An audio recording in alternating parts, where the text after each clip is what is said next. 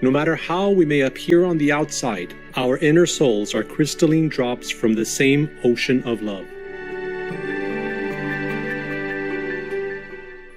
Welcome to our program today, Zoonotic Diseases, Nature's Self-Defense, Part 2 of 2. In our previous episode, Dr. Felix Bast brilliantly described the link between habitat loss caused by human activity and the emergence of zoonotic diseases. Today, we'll further explore the causes, interconnections, and solutions for our planet's public health and economic crises. In June 2020, the World Wide Fund for Nature, or WWF, released a report entitled COVID-19, Urgent Call to Protect People and Nature, urging governments, corporations, organizations, and the public to take action to restore our broken relationship with nature and thus avoid future pandemics involving zoonotic infections, defined by the report as any diseases originating from animals and transmitted to humans. Among the many suggested initiatives to be implemented, some to be applied by governments are A. Halt the high-risk wildlife trade and increase enforcement to combat the illicit wildlife trade, and B. Introduce and enforce legislation and policy actions to eliminate deforestation and conversion from supply chains. These actions are especially important since high-risk wildlife trading and consumption, as well as the destruction of forests and other wildlands for livestock raising and monocultures, i.e., the production of soy to feed cattle, are considered the key drivers for the emergence of animal-borne diseases. Now let's hear from a member of the Ticuna people, the largest indigenous tribe in the Brazilian Amazon rainforest, known as the lungs of the earth, about the reasons for deforestation and what nature means to her and her people. Muitas pessoas apoiam, a nossa Amazônia, que ela seja preservada e seja cuidada. Com este desmatamento e com estes incêndios, o que é que pode ali ser feito? Ou seja, ardendo toda esta área deste espaço imenso, que negócio é que está por trás deste incêndio? Agronegócios. Portanto, para fazer pasto para mais gado, para produzir soja que alimenta esses animais e aumentar aqui a pegada ecológica em todo o mundo, porque, como todos nós sabemos, a produção de bovinos é das principais causas do aquecimento global. Portanto, é dinheiro. Agronegócio, tudo é dinheiro. Mas eles não entendem que dinheiro não se come. A terra dá o alimento para nós. A terra produz todo tipo de alimento, desde sementes, desde remédios. Só que o ser humano, o empresário, não entende esse sentimento que nós indígenas sabemos o que a terra, o que ela nos oferece. Falar sobre a natureza é falar da nossa essência, é falar de nós. A mata, as folhas, a natureza, o vento, a chuva, ela é sagrada. Tudo é sagrado. Na minha língua, chama-se Utum. Tudo é sagrado. A natureza e o indígena é o conjunto de harmonia. O indígena não vive sem a natureza, sem o rio. A terra tem vida. Ela chora quando ela é destruída.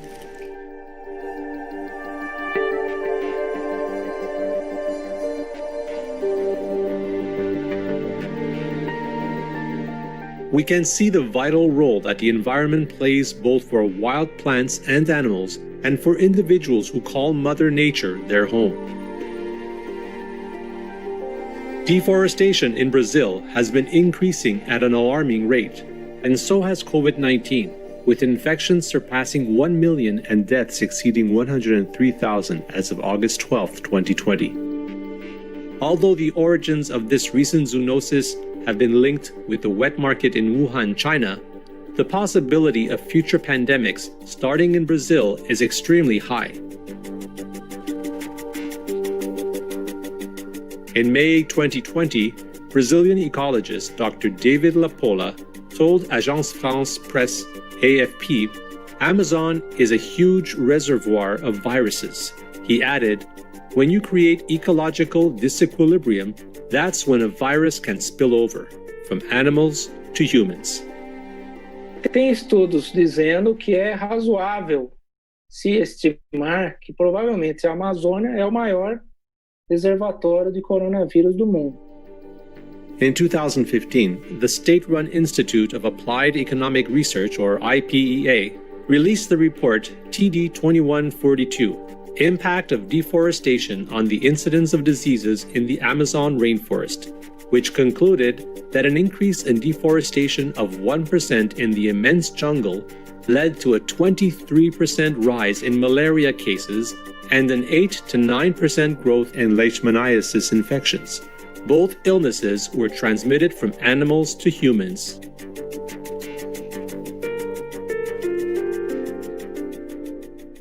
Beautiful viewers, we'll make a brief pause now to feel the presence of the divine within us and in our surroundings.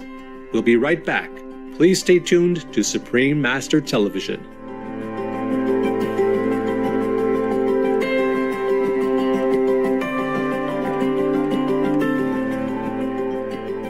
Graceful viewers, welcome back to our show.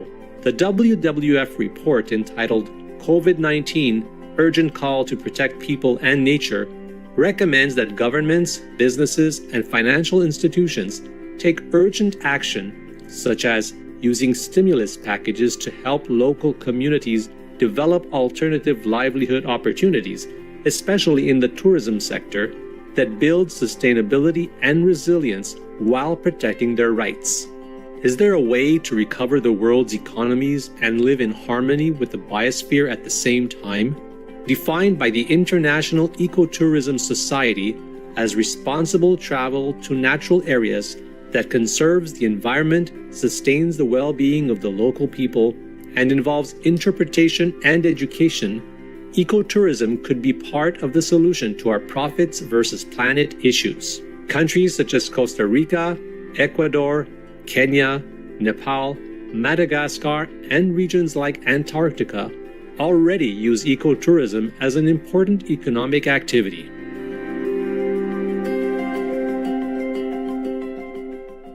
Entre el Mar Caribe y el Océano Pacífico, con Nicaragua y Panamá al norte y al sur respectivamente, se encuentra la República de Costa Rica, el país más feliz, ecológico, verde y sustentable del mundo. De acuerdo con The Happy Planet Index 2016, Costa Rica tiene el promedio más alto de bienestar sustentable, cifra que se obtiene en una fórmula que toma en cuenta qué tan satisfechos se sienten los residentes con sus vidas. Con el turismo como su principal ingreso de divisas, en 51 kilómetros cuadrados Costa Rica ofrece a sus visitantes sol y playa con costas rodeadas por dos mares diferentes a solo 3 horas de distancia, parques, volcanes y zonas protegidas acompañadas de su vasta biodiversidad y una amplia cultura con historias de esfuerzos para levantar su pueblo. Nosotros los costarricenses decimos que la tierra que nosotros vivimos no fue heredada de nuestros abuelos, sino que fue prestada de nuestros hijos. Así que nosotros procuramos siempre dejar este país en una mejor condición de cómo lo recibimos, y por supuesto también es parte de nuestra idiosincrasia pensar que nuestro país es de todos. La riqueza natural le pertenece a la humanidad, a todos los seres vivos que tiene este planeta. Wildlife species sold in wet markets are not the only animals at risk of coronavirus contamination. Minks on fur farms in the Netherlands also have tested positive for the zoonosis, while lions and tigers at a zoo in New York, USA, contracted the COVID-19 virus from zoo employees.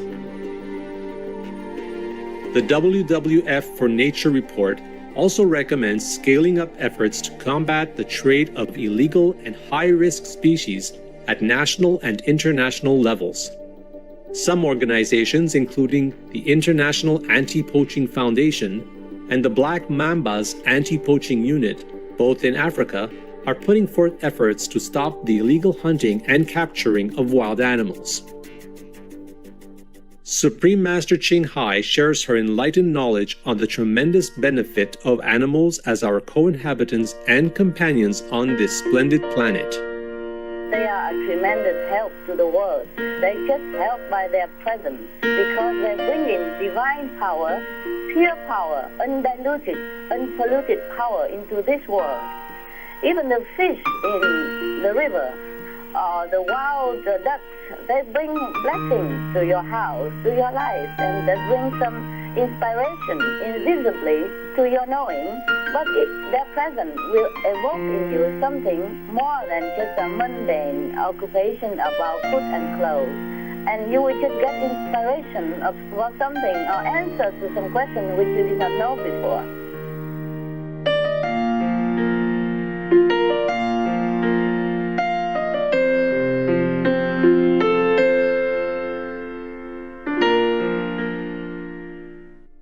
And last but not least, some enterprises have virtually taken land use out of the equation.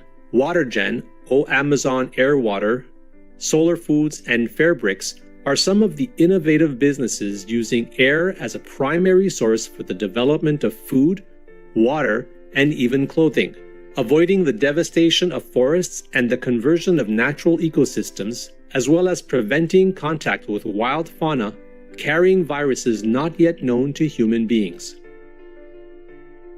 Moreover, the theory that the SARS-CoV-2 virus, the pathogen for COVID-19, was created or came from a laboratory is not accepted by scientists. Christian G. Anderson, PhD, professor at the Scripps Research Translational Institute, California, USA, stated in March 2020, "By comparing the available genome sequence data for known coronavirus strains, we can firmly determine that SARS-CoV-2 originated through natural processes." It's clear that the more humans destroy Mother Nature, the more illnesses are likely to occur, and all beings on Earth will have to face other unpredictable consequences.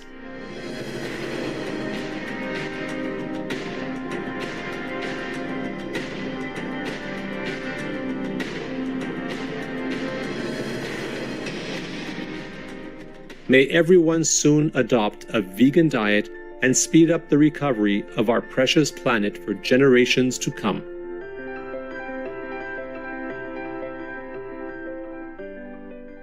Kind viewers, thank you for your company today during the concluding episode of Zoonotic Diseases, Nature's Self-Defense, Part 2 of 2.